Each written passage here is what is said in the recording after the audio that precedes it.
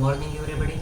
I am Dr. Nitin Joshi, Professor Neurology with teaching experience of 25 years working as consultant neurosurgeon in Panvel. Today we will discuss the topic etiopathophysiciology of BPH. BPH means benign prostatic hyperplasia. Hyperplasia means increase in number of cells, while hypertrophy means increase in size of cells. So, benign prostatic hyperplasia means non-malignant increase in number of cells of prostate gland. Thus, it is a histopathological diagnosis and not clinical or radiological diagnosis.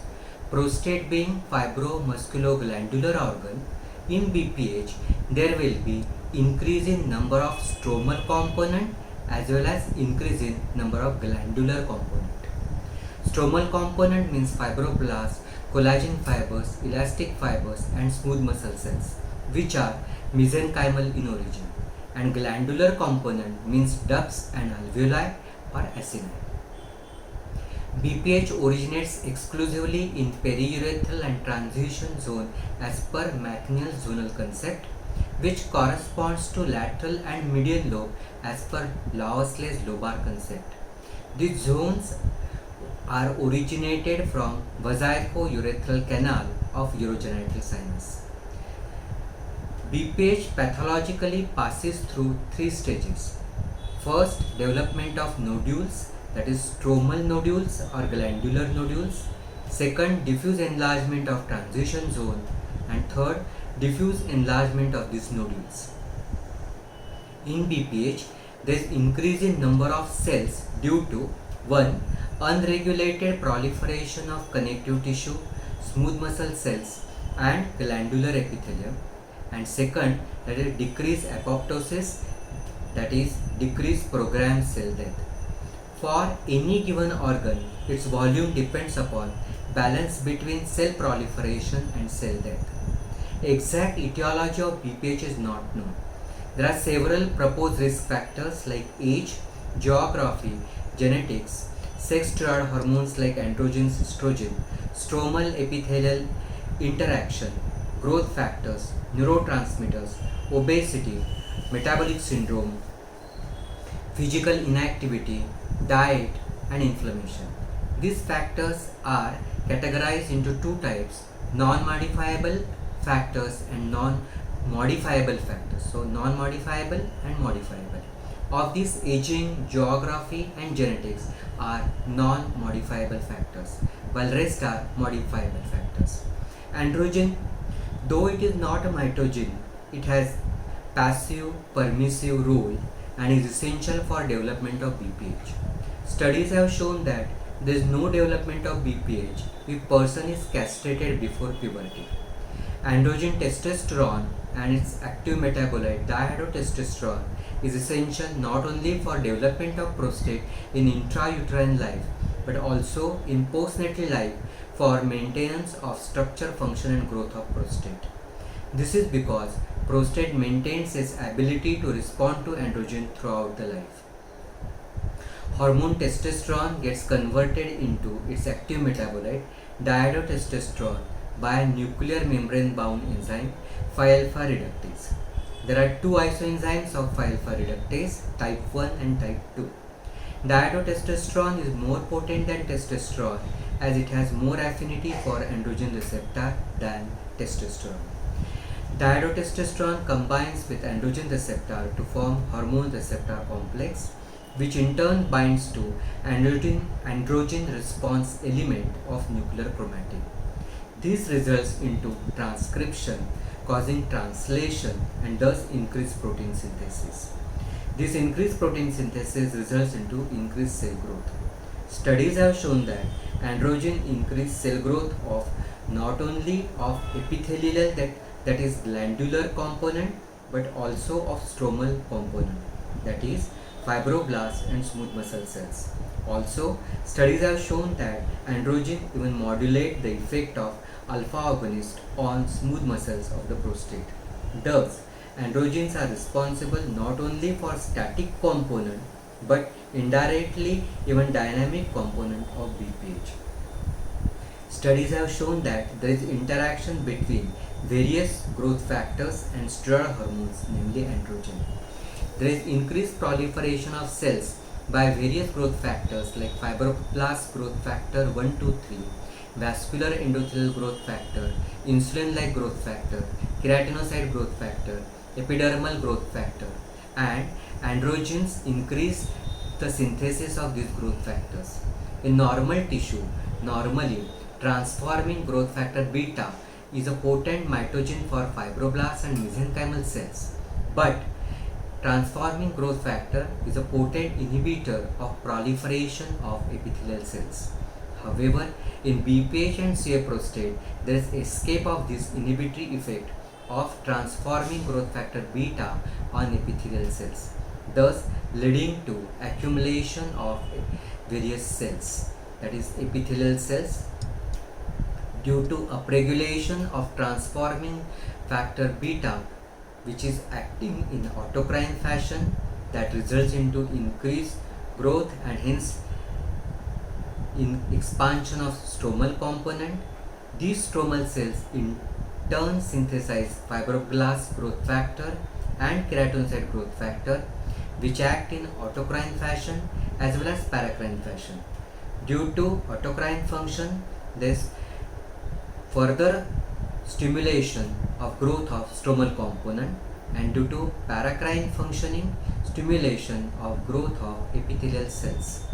Studies have shown that hormone estrogen acts synergistically with androgen by increasing expression of androgen receptor.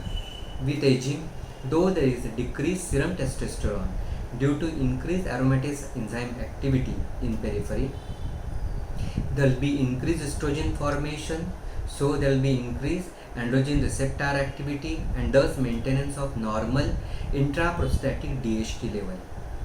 Stromal epithelial interaction.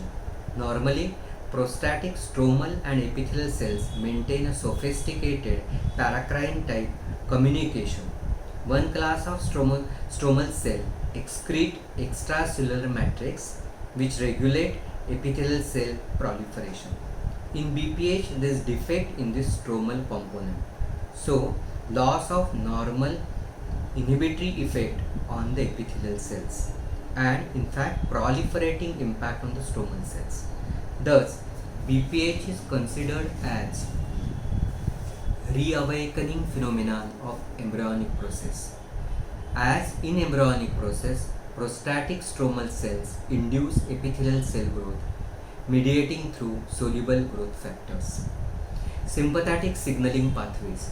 Studies have shown that sympathetic signaling pathway not only affects stromal cell function, mainly contraction of smooth muscle of the prostatic capsule and prostate gland itself, but this contraction of the smooth muscle is actually responsible for the dynamic component of BPH.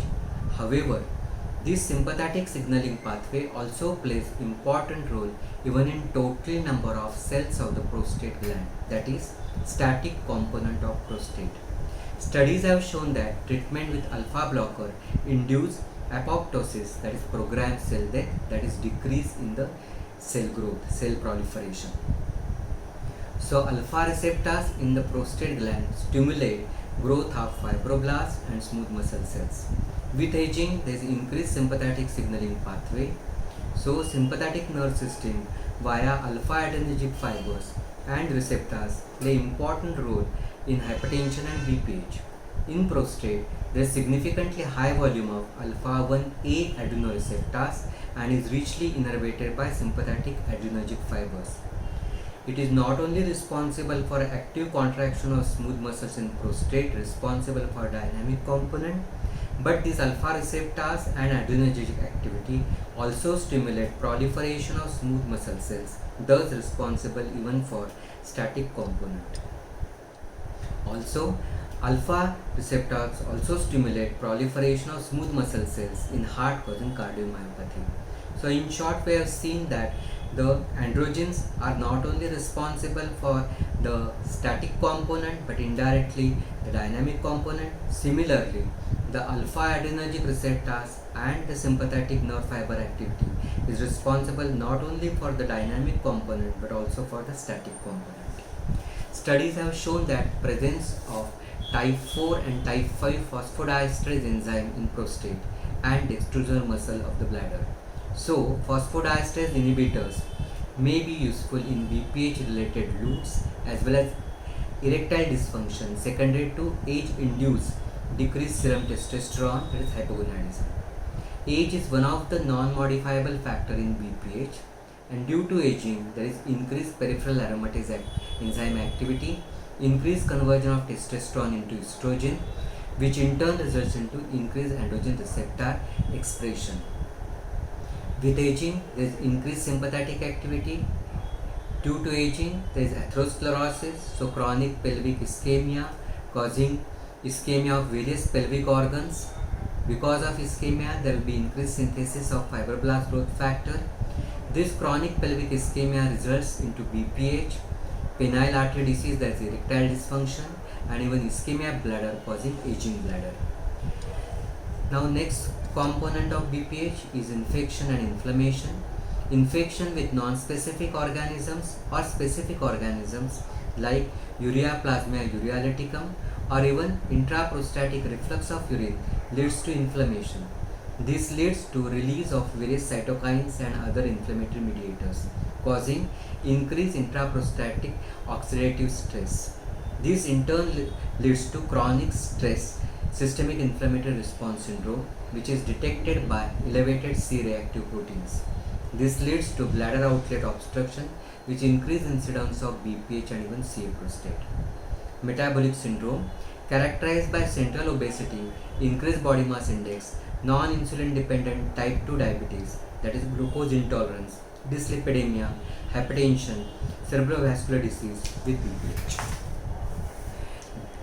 The last etiological factor, that is diet rich in fats, non-veg and high calorie diet with lack of physical activity, that is sedentary, which in turn leads to metabolic syndrome, which is one of the risk factor for BPH. Thank you very much.